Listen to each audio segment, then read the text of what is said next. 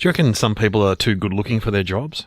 You know what I mean? You know when you see someone who's really good looking, like I'm talking about men here. So what are the good looking jobs? Pilots? Yeah, pilots. You don't mind a good looking pilot? No. Models.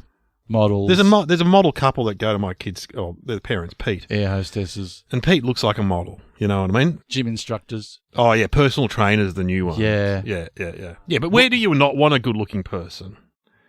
Where do you want not? You know, well, comedians tend to be not that good looking. You can't be too good looking as a comedian, I reckon. Because you've got to be funny. No, you're right. Most good-looking comedians, you're kind of going, yeah, but I'm a little bit... Yeah, you don't have to do that.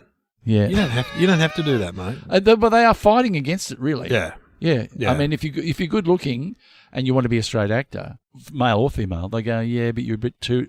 No, but in the movies, they do get attracted to... Anyway, so I had to go and get an injection into my hip because I've had the really sore groin. Yeah, no. Shag his hip, mate. Shag his hip. And I don't know. No, I know what's going to happen. What's going to happen? So I lie down in this CT, big whirring thing. Hang on. So you've had an MRI. I've had an MRI, but then I had to go back and get an injection into the area. So you're lying there so they know where to poke it in. Yeah, they have a CT machine. Can I just say, Dave, last time I saw him, he was in a lot of pain and he went on and did 2 podcasts. Oh, yeah. And ate a hamburger. Standing up. A big hamburger. Standing up. Yeah, I helped you with the chips.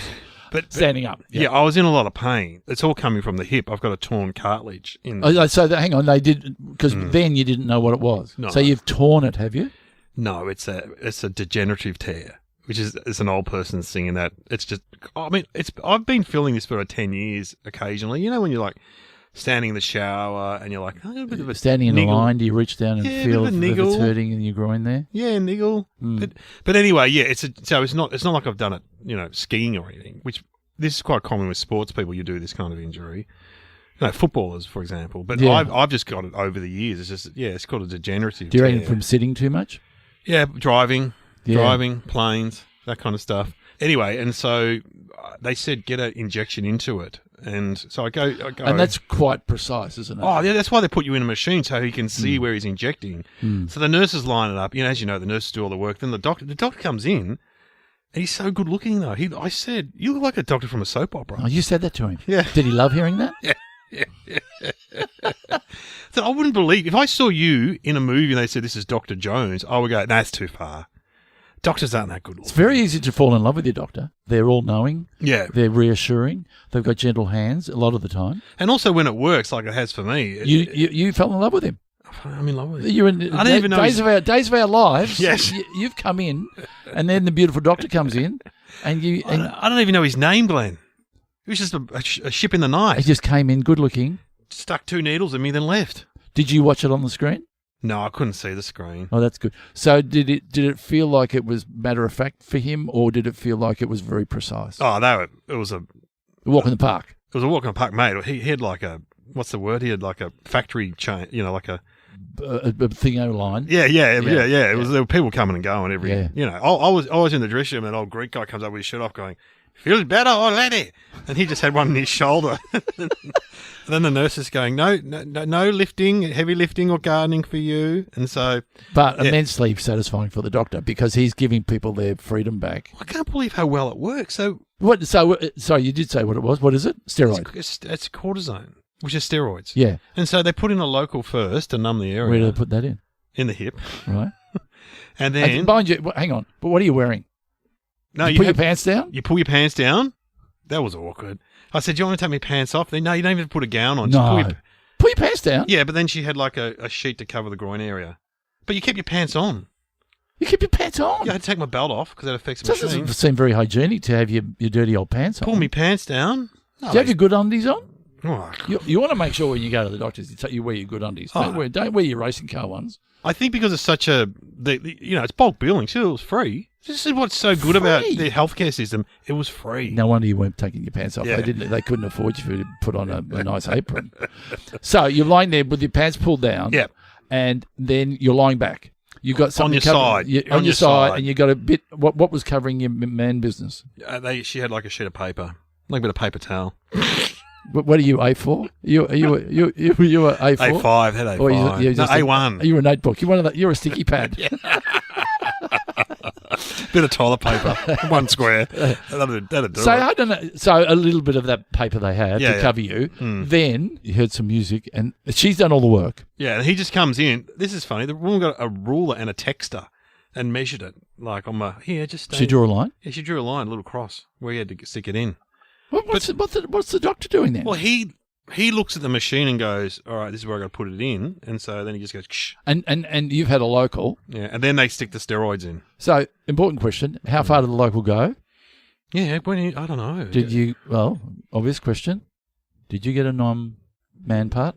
Did I get numb a man? No, Numb dick. No, no. Well, you could. Yeah, you could, but it was on my hip area. Right. But then the steroids went in, and then I reckon almost immediately, and often that's because of the local numbs the area, so it takes the pain away. Numb. And so... numb the area. Numb. Classic. But anyway, it seems to be working. I'm feeling a lot better.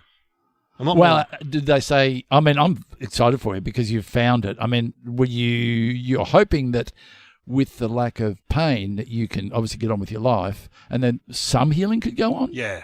Yeah, absolutely. Have they said anything you can do to help it heal? No, we'll just take it easy, they said. So I've just been gentle exercises, stretching, that kind of stuff. But you're moving so much better. Yeah, it's much better. We're going out Irish dancing on Thursday. You want to come? I'll come. Yeah, you'll be up for it. I've been going swimming and stuff, but I don't know. Swimming's got to be the best for it. I mean, your body will let you know. Yeah.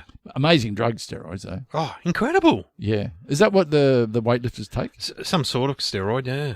Just watch out if your voice starts to go a little bit like that. Yeah, everything starts to shrivel. Yeah, got a steroid and Yeah, next week I'll come in a singlet and I'll just be eating a bag of chicken. This is chicken and rice cakes. This is what I'm having for lunch, Glenn, anyway. Got to go to the gym. I know your hip's good, but you really have changed. I'm going to Doty's gym. I'm going to lift some weights, man. Oh, here comes the music.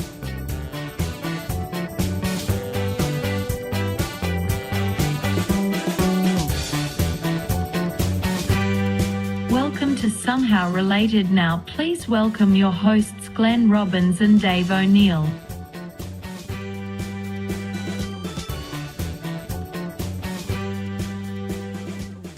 Anyway, here we are. We're in the shed still. And the shed tapes. We call them the shed tapes. I hope it sounds all right because last time the shed tapes sounded a little bit tinny. Yeah, but we are standing up. We're close to microphone. We're standing. Dave's surrounded by garden tools, surfing tools. WD-40. We did that on the podcast. WD-40. Pictures on the wall. Shampoo and conditioner. We've never done shampoo. We talked about this last. It's not a manly shed. Pink bottle. I've got some pink shampoo. I've got 2 lots of shampoo. I've got moisturizer. I've got ear tips. I've got sunglasses. Oh, you're going to take a photo? Take a photo. Look. I think this. And this also featured on the project. We were on the project. They had photos of us in the shed, didn't they? Oh, they did too. Yeah, they loved it. Well, you know, one of the few photos of us recording. It's weird. It's like the Beatles. There's not many photos of us recording. Yeah, you know? No, it is weird, but it just goes to show how committed we are to Somehow Related. A lot of the podcasts take time off. Don't bother. I know. We're on holidays we're down the beach. We're committed to our people who want to hear about things. Also, I needed a break from my family, let's be honest. You get out of the house. I'll take you out to lunch a bit later. And the weather was not great, so I wouldn't be swimming today. No, but 5 o'clock you might. I might go down. Have a swim. Dip in your thing and are you wetsuiting? Because wetsuiting, I'm finding, is hurting my back a lot. Getting it on and off. Once I'm in the water, I'm fine. I don't wetsuit anymore. You just go rashy, pair of shorts. Yeah. Sometimes good. All right, Sam, what are the topics? Baristas and Servants. Baristas and Servants. It's interesting. Baristas are, I don't drink coffee, but I have to deal with them a bit because I always go to get Kieran a coffee. You know, you have your local barista that you know. Yeah. And we've got some great ones. There's Harpo. Cool. Cavallini's. He's a great guy. There's George at Dirty Apron. These are all in the local area. There's Tass. The Dirty Apron. What a great name. Yeah, the Dirty Apron. Yeah. Yeah. Because that means you're working. Yeah. You're doing stuff. No, you're just having a clean apron. It means you're not getting the hard yards. Alex was only saying last night, Alex, the chef, friend of the show, was saying last night that the younger generation go into chefing believing that, you're going to be cutting up nice pieces of meat and cooking lovely food and everything. You are. But on the other side of that, you're chopping a lot of heads off fish and chopping up Yeah, lots of meat. You're full on. doing the hard yards. You know, it's not like you in comedy. You're not going straight to the theatres. No. You're doing some pretty tough gigs. Dodgy gigs. Yeah. Anyway, what were we going to say? I can't remember. Cut you off. Oh, okay, baristas. But when you go to somewhere where you don't know, I had to go to a barista in one of the markets I go to, and it was the classic, what did I say, a skinny... Latte. Oh, yeah, skinny latte. Well, number one, we don't do skinny. And number two, and it's like that kind of, that officious barista, which I think was sort of... when he goes number 2, you go, I'm out of here. It's been portrayed in movies and stuff, hasn't it? I think in Friends, they had the barista who was a bit antsy. You know, the bald guy? He was great in Friends. Yeah, a bit of attitude. Bit of attitude. They have a bit of attitude, don't they? Yeah, well, you know why? Because they deal with a lot of people's... Because there was a time when coffee was just coffee, you know. Oh, absolutely. And now, let's do the probability on the numbers on the combinations that you could have. They are endless because of the types of milk, types of... What are the different coffees you can get? You can get a macchiato. espresso, a macchiato, a double shot, Americano, a mocha, cappuccino, iced. What's it? Macchiato? I don't know. So they get a little bit sick of the detail. There's also so many different milks these days. Oat, soy, skinny, full milk, skinny, like almond. You go to a restaurant that is, you know, Almond's big. I'm an oat guy. You're oat, aren't you? Because the guy I won't say who it is. A friend of mine, who is a professional person, he has a decaf oat latte. Which is otherwise known as, do you know what it's called otherwise? No. Why the fuck bother? Yeah. And I say when we do all the different orders, and his is on the end, I say bring those in order of masculinity. Yeah. Because, you know, what am I? I'm not really batting big because What's your order? You're just a latte, aren't you? I'm an oat latte, extra hot. Oh, that means you're getting old. Why? That's what old people always have, piping hot. Hang on. Oh, it's got to be piping hot. But what? Do you like warm milk? No, I don't mind. No, I prefer it a bit hot. Because I just don't want more milk. Reminds me of my childhood when they bring milk and the milk had been sitting out there for a while in the sun, and you drank this milk and it was all coagulating in your mouth. You're going, I don't want more. I want it to be either hot or not. If I'm going to go to hot, if I'm going to go to a warm drink, I don't want. No, I'm not going to go to a warm drink. I'm going to go to a hot drink. You don't have warm tea. Okay. All right. I just know that the local cafe, I always go, do they oldies want it piping hot? And he goes, mate, they bring it back. And you're like, it's as hot as I can get it. Because, they want it even hotter. Because they burn the coffee, don't they? Is that what happens? Yeah. It affects the coffee. Yeah. When were baristas a thing? Like, when did they get their own job? Remember, like, when we would go to cafes in the 80s? Even... not the 70s. I remember going to cafes in the 80s, definitely. There was not just one guy doing the guy that did the coffee also emptied the bin, made the sandwiches, didn't he? Yeah. And did the waiting stuff. When did they start putting tea towels over their shoulder? Yeah. And doing that bang bang thing with the bang. Yeah. Look, I still think that it's value for money. There's a spider on the wall. Don't get alarmed. But I'm not scared of spiders. Yeah. It's a tiny one too. For $4.50, that is a lot of labour. Oh. Okay. It's a lot of labour. What is it? You get the coffee. You put it in the thing. You do the smoothing push down part. Because when they do that, they do look quite impressive. Well, no, first they go bang, bang, bang, which you said. Push the coffee in, smooth it down, put it into the thing, lock it in. Coffee goes while that is doing that. They're warming up the milk? Warming up the milk. And that's going... That was the first Michael joke. Winslow's. First joke I ever made on the panel. TV show. What did you say? I said there was a guy in the Olympics that had been caught for using caffeine to enhance his performance, and they made that illegal. And I said, well, that is true because I was urinating next to him the other day, and when his urine came out, it went... Oh, Glenn, you've done it again. Oh, Glenn. Anyway, straight to the ad break. Yeah, straight to the ad break. A classy joke. Did you get a laugh? Oh, big laugh. Yeah. Then I went, you know what? Maybe my humour is okay. Maybe I can. You're in. I reckon it's a lot of labour. And then then there's the art at the end. Oh, the latte art. Latte art. And I had a friend of mine who was bragging about... Who invented that? Bragging about how the girls at the coffee shop were giving him hearts, sending him hearts. So I went home that night and I Googled, and this is true, you can Google it, I Googled coffee art dick and balls. Yes. Have you seen it? Yes, I've seen it. So there's a day well spent. Yeah. Make someone a coffee. If you let's just say you're an annoying customer. Yeah, they're dick and balls. Yeah, put dick and balls in there, and then they might not see it. No. And you get a little bit of satisfaction knowing I just gave him dick and balls. It's funny. And now, it's automatically, it's funny. What's your view on Starbucks? Because that's a big phenomenon, hasn't it been? I've been there once, maybe. Well, I went there when I was in New York to use the toilet because there's nowhere to go to the toilet in New York. It's annoying. It's annoying. So you pretend you want coffee and you use the toilet. I don't mind Starbucks. I mean, I would if I had to. I'm not a connoisseur. No. My palate is not well developed. So if it's Starbucks or whatever, I mean, McDonald's or those sort of places, sometimes they're good, sometimes they're not. You don't drink coffee. No. My brother's got one of those, because you get great machines at home. Yeah. And he's got one of the machines that's like a coffee shop. Yeah. I'm one off that, or two off that. I'm the... Nespresso?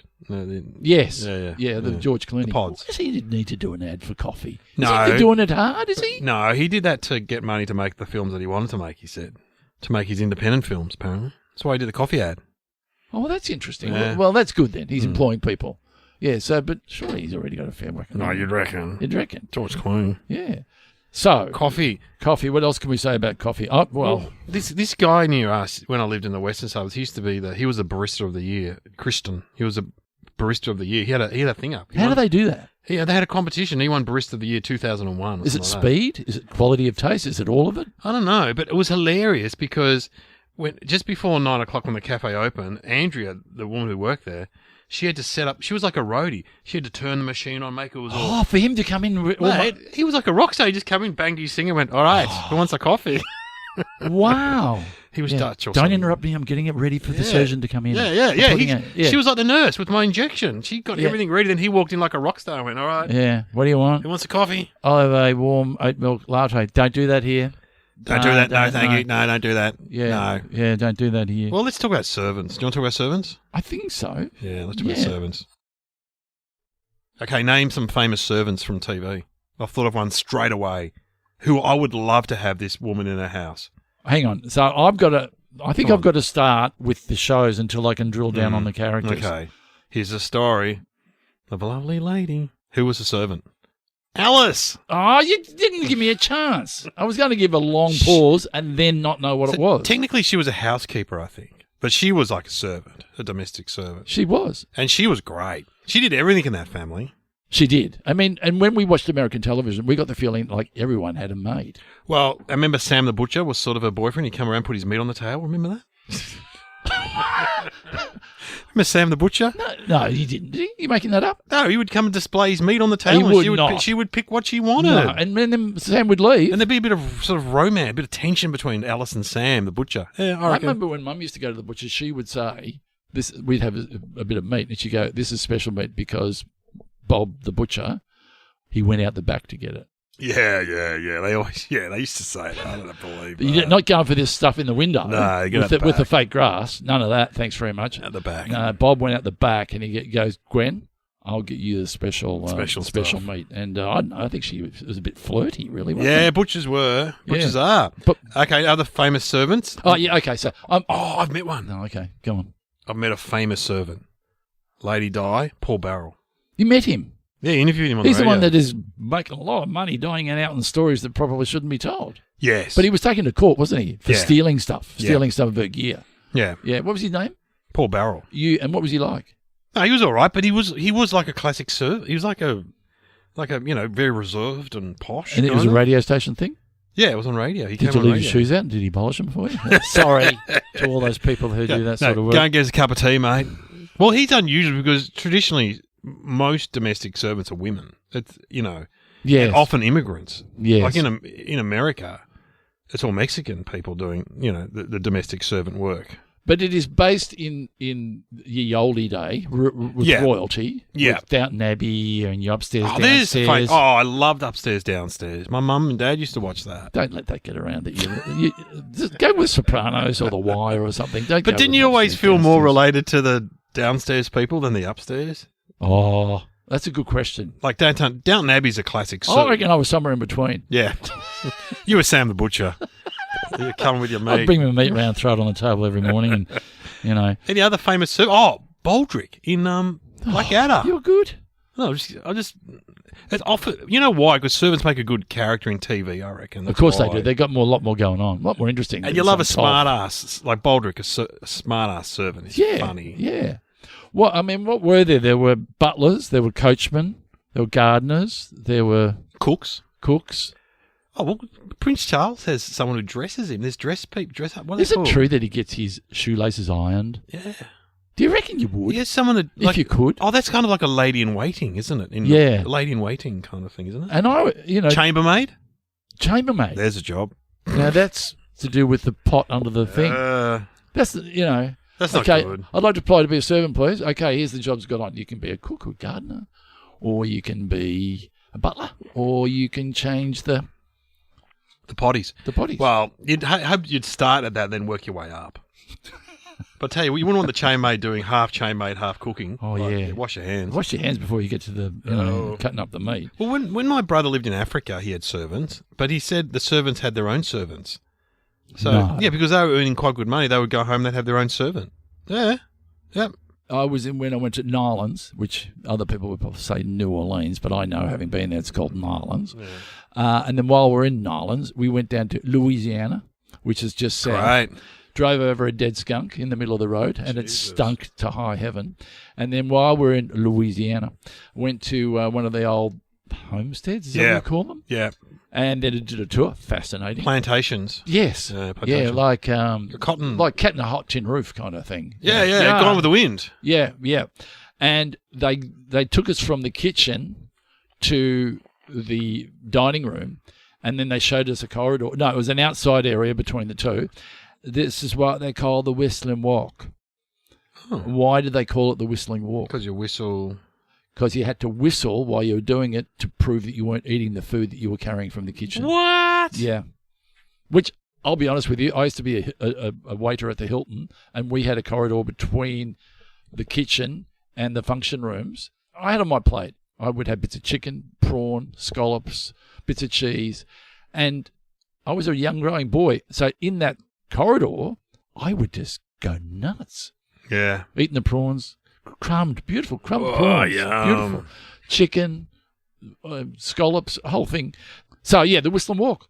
I didn't know that. Terrible. That's, Yeah, well, you're getting, I mean, they were all probably start off as slaves too initially, those people. Yeah, there would have been. Terrible. Absolutely terrible.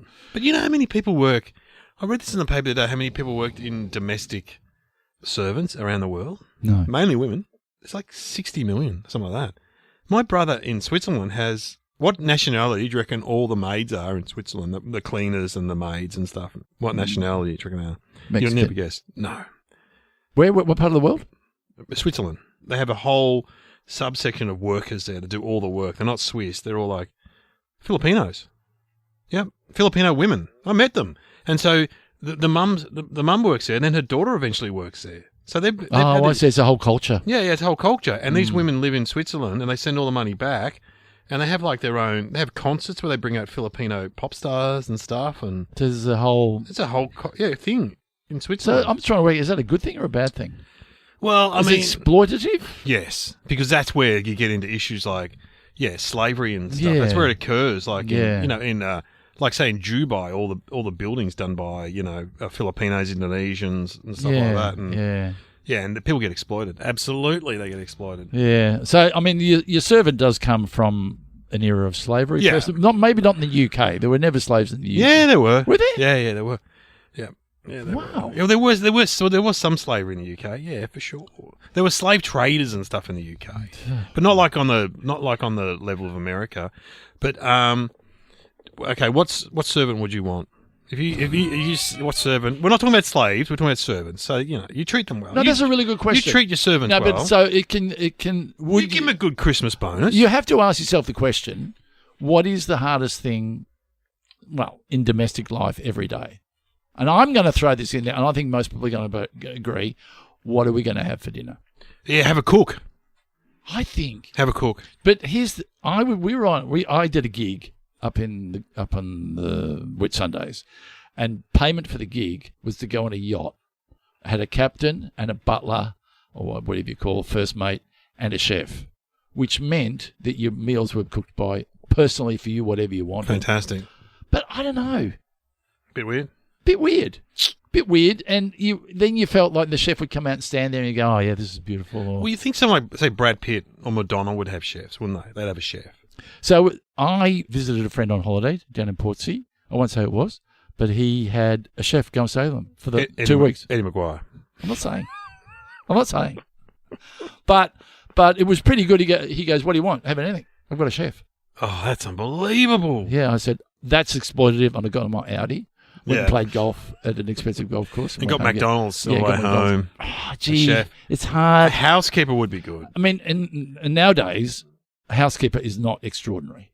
Having a chef is extraordinary. I bought a Dyson the other day. I got to say, I'm banging out the cleaning up pretty good. Yeah. I can clean down the kitchen. I can get the Dyson going, clean the floors. What about a driver? Where to, Mr. Robbins? Yeah. Well, friends of mine do that too. Yeah. They just go, I don't want to, Yeah. What would you go for? I think a housekeeper. Meaning that but you could go for, what's her name? Like Alice. Like Alice. But Alice do a bit of cooking and a bit of cleaning? Yes. Yeah. Arnold Schwarzenegger. Have a kid with a nanny. That's right. Yeah. Surely if you have a housekeeper, they'd start to get sarcastic. You know what I mean? After and a while. and they'd spit in your food occasionally. Yeah. Yeah, they'd start to hate you. I think it would be best if they were to come in and do a little preparation and then pop it in the fridge. And you do it yourself. Yeah. But I don't want to sort of have them coming in and, how are you, Tony? Well, then you got to talk to them. First world problem, you got to talk to you. Oh, how are you going? I bloody have another conversation with my chef again today. God. So it is good when you can do it because, I mean, when you go to, to Bali, you can get a villa with the chef. They just come in, do the preparation, and then they leave, and they go there, all is there. So, I don't know. Someone to do your ironing? They don't really need I don't ironing. do much. We don't need ironing. If you were like a stockbroker, you probably need ironing, but we don't need it. Yeah, you need your crispy shirts done every day. Gardener. Even though we have Jim's mowing has made they'll do a bit of everything. We have someone to do the garden. Yeah. Do you? Yeah, KA. Yeah, she's great. She was just doing the neighbours. She said, "I'll come and do your garden if you want." She's a fantastic person. Yeah. Well, that's interesting because I reckon if the amount of money spent on lawns and coffee in the world, is a lot. Right. What else? Speaking of coffee, well, I think we've said enough on servants. Let's have some thinking music. What can we do? Why don't we do a make believe with the baristas? Baristas are funny. They're just funny. There's something about them. Yeah. Okay. Well, we need a pretentious. Do you want to be the barista, or do you want me to be the customer? Yeah, you be the barista. Okay. You be the barista, and so you're going to be really pretentious, are you? Okay, so we'll need the tinkle music, and I'll walk in. You walk in, and I'll be barista. Can I start out on the street? Because I like it when we set the scene. Okay. I'm walking down the street. All right. Yeah. All right. So I walk down the street. I'm on the phone. You're on the phone. You're a stockbroker, right? Yeah.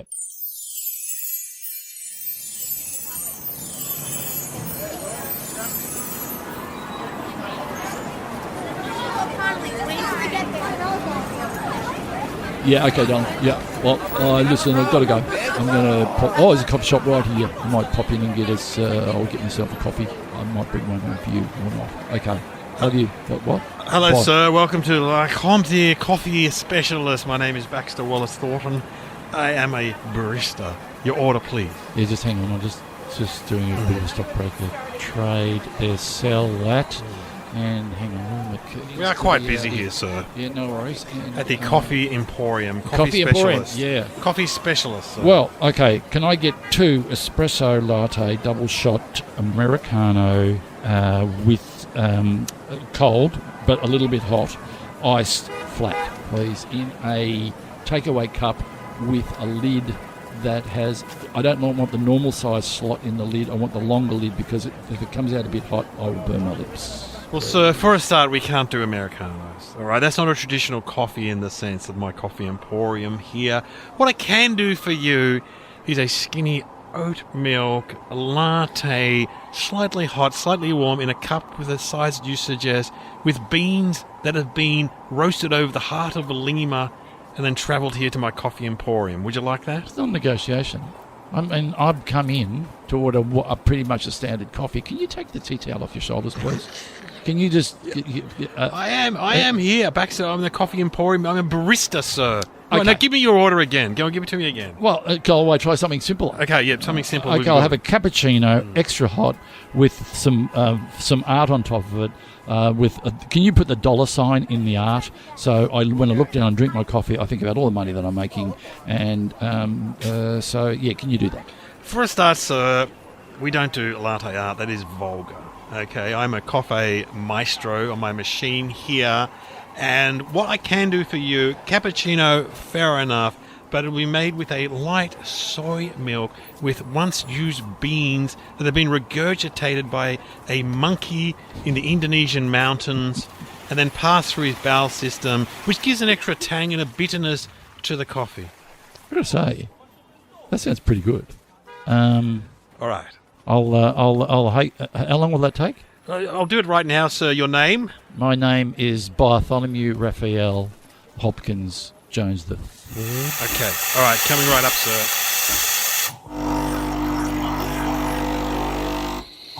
Been pretty busy lately, have you? What's your name? What's your name, by the way? I told you my name at the start of the skit. I can't remember it. I think it was Baxter. Anyway, here we go. Two coffees here. Cappuccino with the regurgitated monkey beans for the stockbroking wanker in boat shoes driving the Audi who's perhaps on a bankruptcy right now. I guess that'd be me.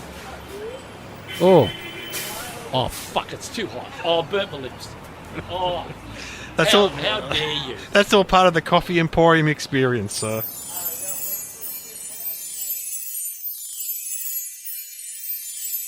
There we go. The barista. I was there. But both not attractive people. No, pretentious. And are we saying something about people who drive Audis? Yes. No. Are we saying something about stockbrokers? Yes. Yeah. Are we saying something about baristas? I go to my regular where they know what my order is. You'd think you want it to be a nice place like, like the Dirty Apron or whatever. Yeah. They know my order at Woolworths.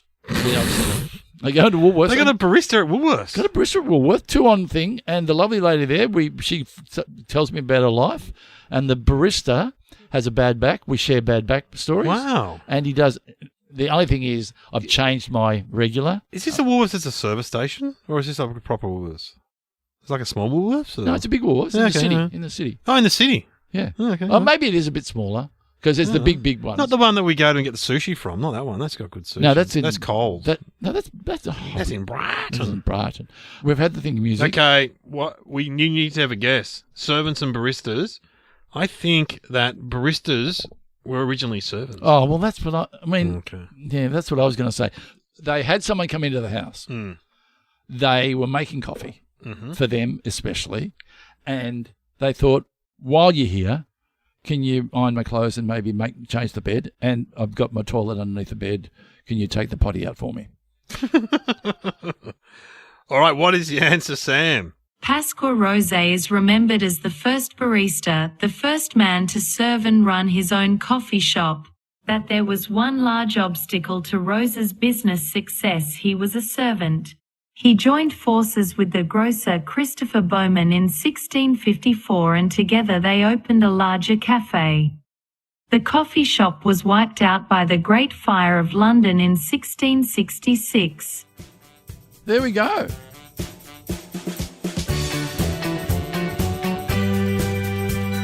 You have been listening to Somehow Related with Glenn Robbins and Dave O'Neill.